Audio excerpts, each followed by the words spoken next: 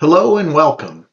In this short video, we will take a look at how to lock the P blocks in place in the graphical user interface of AMD Vivado. In Vivado 2025.1, we introduced the ability to lock P blocks in place.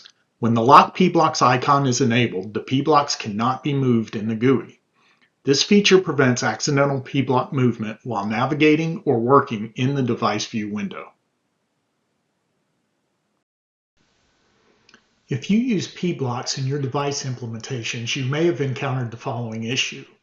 While navigating in the device view window, you attempt to zoom into a specific area within a selected P block. However, rather than zooming in as expected, your mouse click causes the P block to move.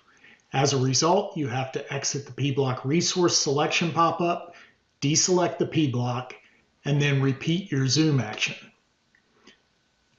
In Vivado 2025.1, we've introduced a new feature that allows you to lock P blocks in place.